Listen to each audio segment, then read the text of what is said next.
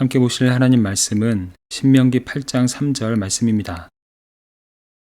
너를 낮추시며 너를 줄이게 하시며 또 너도 알지 못하며 내 조상들도 알지 못하던 만나를 내게 먹이신 것은 사람이 떡으로만 사는 것이 아니요 여호와의 입에서 나오는 모든 말씀으로 사는 줄을 내가 알게 하려 하심이라. 금강산도 식후경이라는 속담이 있습니다. 아무리 수려한 경관과 장엄한 풍경이 펼쳐져도 배고픔이 해결되지 않으면 그 아름다움조차 온전히 감상하기 어렵다는 의미입니다. 먹는 것의 문제는 인간 생존의 기초이며 현실적인 문제입니다. 본문은 이스라엘의 광야 여정 중에 하나님이 그들에게 주신 만나라는 음식에 대한 이야기입니다. 모세는 이스라엘 백성이 지나온 광야 40년을 돌아보았습니다. 그 길은 결코 편안하지는 않았습니다. 하나님은 이스라엘 백성들을 낮추시고 줄이게 하셨습니다. 광야에는 농사를 지을 땅도 없고 쉽게 구할 수 있는 먹을거리도 없었습니다. 이스라엘이 스스로의 힘과 준비만으로는 살아갈 수 없는 현실을 마주한 것입니다. 그런데 모세는 그 시간이 단순히 고생했던 시간이 아니라 백성들이 무엇을 의지하며 살아가는지를 배우는 시간이었다라고 말합니다.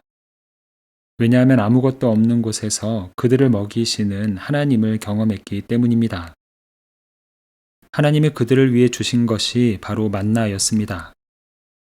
만나는 그들이 알지 못했고 조상들도 본 적이 없는 양식이었습니다. 사람이 만들거나 땅에서 길러낸 것이 아니라 하나님께서 아침마다 하늘로부터 내려주신 것이었습니다. 백성들은 매일 아침 밖으로 나가 하나님이 명령하신 대로 그날 먹을 만큼의 만나를 거두었습니다. 하나님은 그들에게 건강식을 주신 것이 아니었습니다. 그들의 식단을 조절하시기 위해서 매일의 양만 주신 것도 아니었습니다. 본문은 그 목적을 기록합니다. 사람이 떡으로만 사는 것이 아니요 여호와의 입에서 나오는 모든 말씀으로 사는 줄을 내가 알게 하려 하심이라. 하나님은 백성들에게 한 가지 인생의 중요한 가르침을 주고자 하셨습니다. 그것은 무엇으로 얼마나 채우며 사느냐의 문제보다 누구를 위해 살며 어떻게 살아야 하는지가 더 중요하다라는 것이었습니다. 하나님은 만나를 통해 배를 채우기 위해 사는 인생이 아닌 하나님의 말씀대로 사는 인생을 가르치셨습니다. 이 사실은 예수님의 모습을 통해 더욱 분명해집니다.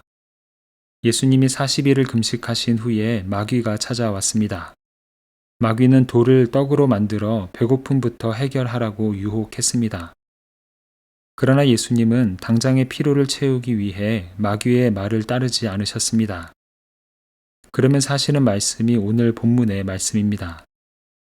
사람이 떡으로만 사는 것이 아니라 하나님의 말씀으로 산다고 말씀하십니다. 육체의 배고픔을 달래는 것보다 하나님의 말씀에 순종하는 삶이 중요함을 보여주셨습니다. 이 말씀은 몸의 필요를 채우는 일이 잘못되었다는 뜻이 아닙니다.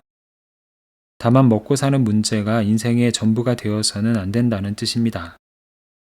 배를 채우는 일에만 마음을 빼앗기면 무엇을 위해 살아야 하는지, 어떤 길을 걸어야 하는지를 잃을 수 있기 때문입니다.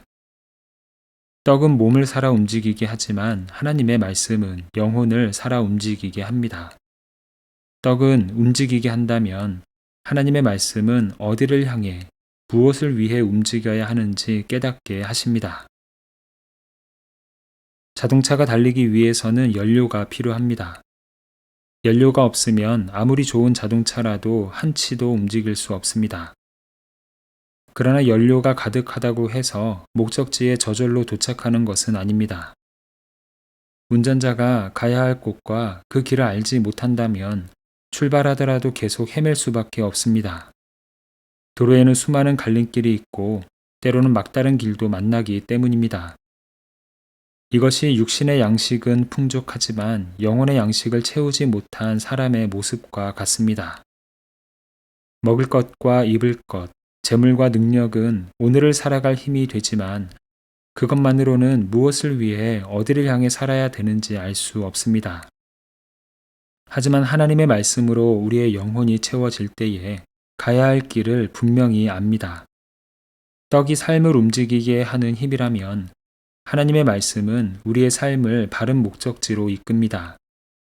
그래서 하나님의 말씀, 즉 영혼의 양식을 섭취하는 사람들은 더 이상 떡을 위해 살지 않습니다. 하나님의 영광을 위한 가치 있는 인생의 길을 걸어갑니다. 이러한 삶이 사도 바울이 고린도 교회 성도들에게 외쳤던 삶입니다. 고린도전서 10장 31절 말씀입니다. 그런즉 너희가 먹든지 마시든지 무엇을 하든지 다 하나님의 영광을 위하여 하라. 먹고 마시는 것은 중요하지만 그것은 하나님의 영광을 위한 삶을 돕는 수단이라는 것입니다. 사람은 떡 없이는 살 수 없습니다. 그러나 떡만으로도 살 수 없습니다. 영혼의 양식을 섭취해야 합니다.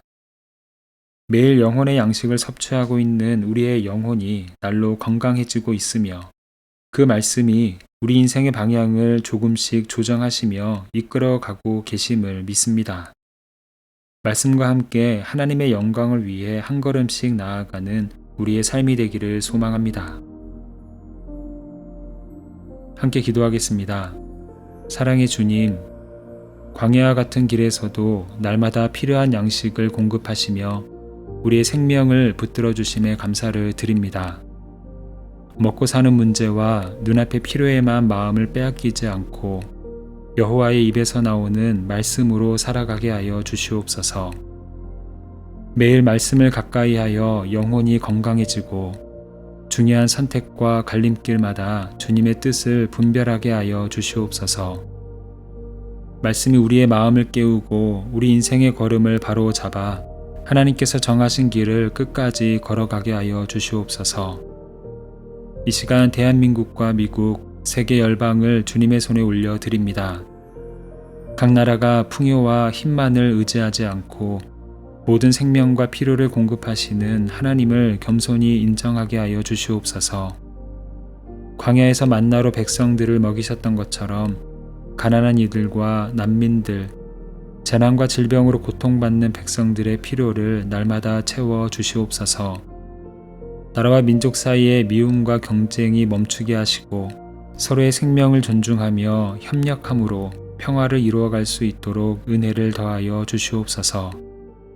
예수 그리스도의 이름으로 기도합니다. 아멘.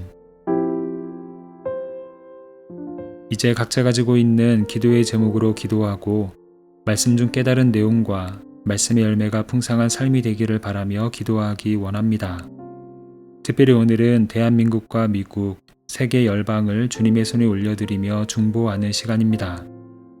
이제 다 함께 이러한 기도 제목으로 기도의 자리로 나아갑니다.